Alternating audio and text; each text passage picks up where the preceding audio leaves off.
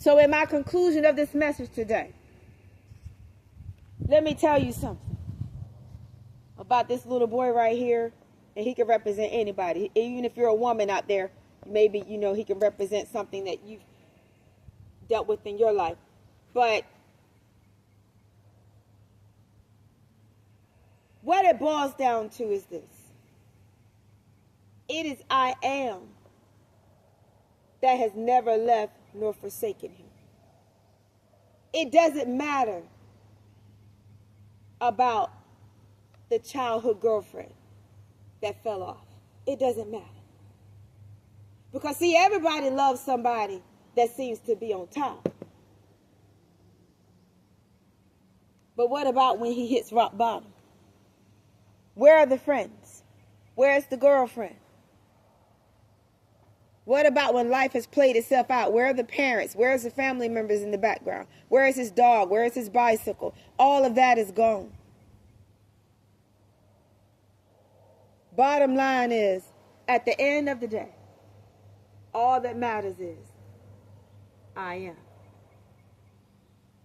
I am that I am, Father has said. And I'm telling you something. If you hold on to God's unchanging hand, you will be all right. No matter what stages of life you've gone through, God is there to navigate you through the toils of life. So don't feel down about yourselves. Don't feel bad about yourselves. A lot of you out there, you've lost your homes. Don't feel bad about that. Because God has said, behold, I make all things new. You got to take your eyes off of this planet and place them on the home front. If you don't, you will be consumed by the deceptions of this life. Because you really don't have anything down here anyway. Nobody does. Some people sleep under structures.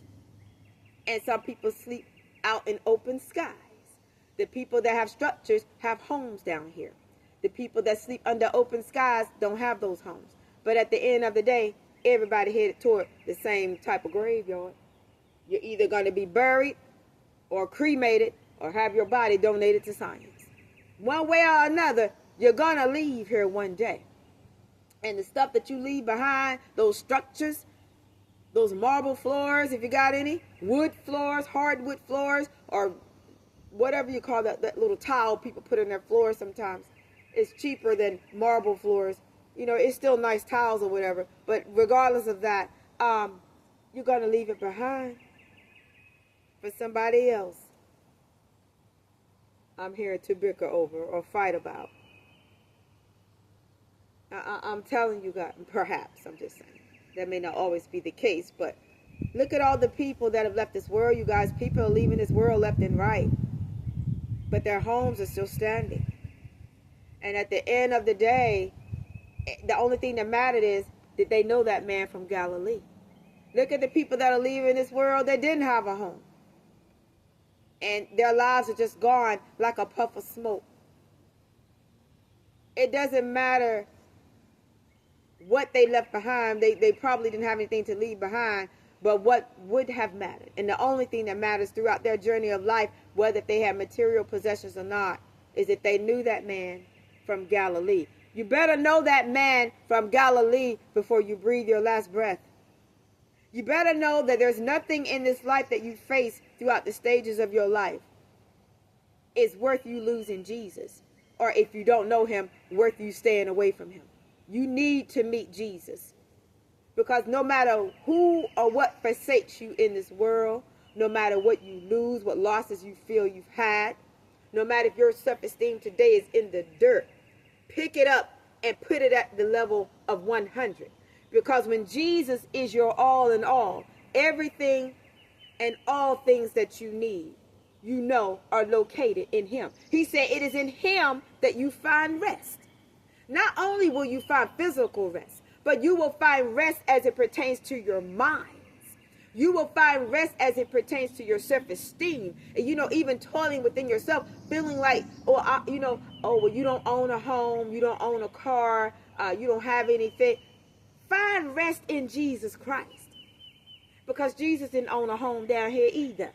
Jesus didn't drive a car down here either, although he's the one that taught humanity how to think up to construct a car, how to make a car. He didn't own a car when he was in Galilee. Jesus slept in gardens. He slept on the ground. I'm not saying that because Jesus did that, that you should want to do that. But I'm just saying your rest from having to do that is found in Jesus. Rest your minds in Jesus because you do have a house. Don't let the devil fool you now. You got a house in glory and it is yours. So you are a home owner on high. Just not down here perhaps.